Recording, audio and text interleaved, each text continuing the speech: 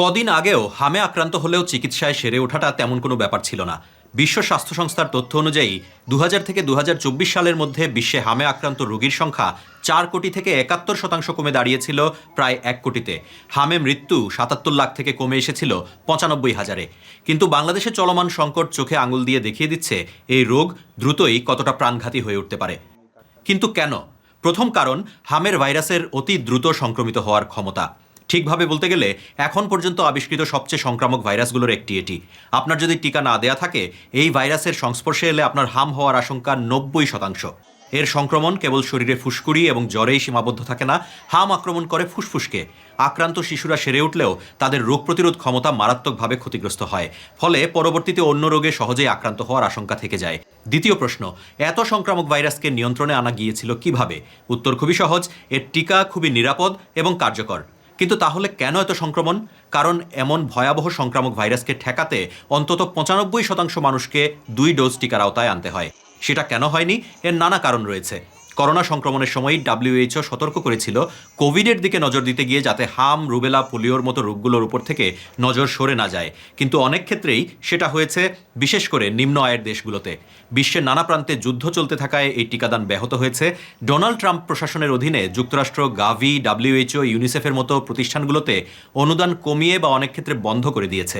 এর ফলেও ব্যাহত হচ্ছে টিকার সরবরাহ। বাংলাদেশের ক্ষেত্রে টিকা অব্যবস্থাপনাকেও একটি অন্যতম কারণ হিসেবে দেখা হচ্ছে।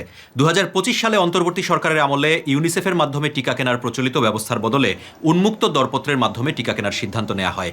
ইউনিসেফ জানিয়েছে 2025 সালে এমন সিদ্ধান্ত নেওয়ার পর থেকে বেশ কয়েকবার চিঠি দিয়ে সতর্ক করা হয়েছিল অন্তর্বর্তী সরকারকে।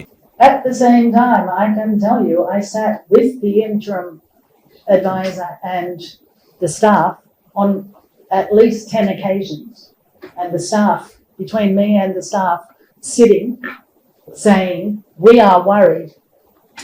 Look at my face. I am worried you're going to face an outage. The failure to order vaccines was not the result of no money in the Ministry of Health. The funding was provided by the Ministry of Finance. The funding was in the budget. Deutsche ভেলের প্রশ্নের উত্তরে তৎকালীন প্রধান উপদেষ্টার স্বাস্থ্য বিষয়ক বিশেষ সহকারী অধ্যাপক সাইদুর রহমান ইউনিসেফের এসব চিঠিতে হামের প্রাদুর্ভাব নিয়ে কোনো কিছুই উল্লেখ ছিল না বলে দাবি করেছেন। 9 মাস বয়সে প্রথম ডোজ দেওয়ার কথা থাকলেও বাংলাদেশে 9 মাসের চেয়েও কম বয়সী অনেক শিশুর আক্রান্ত হওয়া ও মৃত্যুর ঘটনা ঘটছে।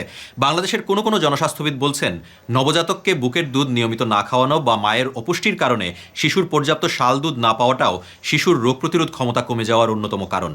2023 সালে ইউনিসেফ এক প্রতিবেদনে অপুষ্টি নিয়ে সতর্ক করেছিল। বলা হয়েছিল বাংলাদেশে 15 থেকে 49 বছর বয়সী নারীদের 12% এবং 5 বছরের কম বয়সী 44 লাখ শিশু অপুষ্টিতে ভুগছে। বাল্যবিয়েকেও এর অন্যতম প্রধান কারণ হিসেবে তুলে ধরা হয়েছে। 2023 সালের হিসেব অনুযায়ী বাংলাদেশে বাল্যবিয়ের হার ছিল দক্ষিণ এশিয়ায় সর্বোচ্চ এবং বিশ্বে 8ম। নতুন করে হামের প্রাদুর্ভাব দেখা দেয়া এই বছরের শুরুতে হাম মুক্ত দেশের স্বীকৃতি হারিয়েছে অস্ট্রিয়া, যুক্তরাজ্য, স্পেন সহ ইউরোপ অঞ্চলের 6টি দেশ। পরবর্তী ভিডিওতে কোন বিষয়ে জানতে চান? প্রশ্ন করতে পারেন মন্তব্যে। আপনার প্রশ্ন, আমাদের 3 মিনিটের উত্তর।